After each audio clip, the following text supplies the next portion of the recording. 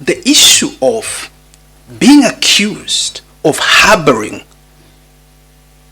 subversive elements within your country who are undertaking activities detrimental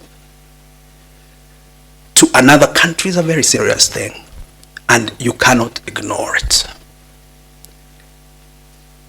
Now, this is a very difficult dilemma for Kenya, and people who think it's easy have to know that it's a very difficult dilemma, because there are two principles that we hold dear. But one principle, the principle of non-interference on the internal affairs of another country, is a rock-solid principle that goes to the very founding of states. Okay? And the state in question, namely Turkey, is a big player now in the region, as you know. It is involved in Somalia. It's involved in Ethiopia. It's involved around our neighborhood. And so when you view a matter of this nature from a peace and security lens, you can see the dilemma that sometimes we're confronted with. And so it's not a dilution or a departure from our cardinal principles necessarily. But, and this is where diplomacy, operates within.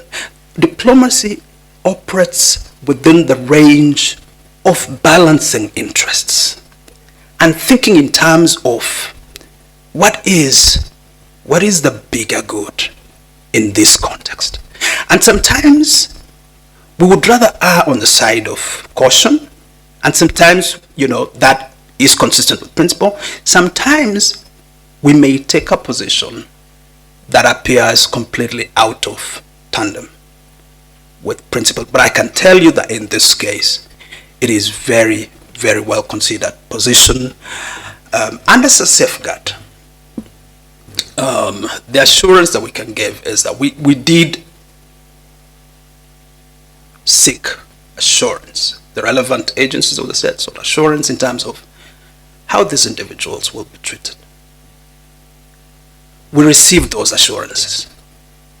Now, assurances in diplomacy is a very important thing.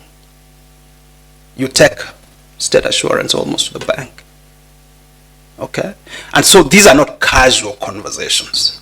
It is our very sincere hope and belief that these individuals will be subjected to due process consistent with the laws of the country as well as international principles.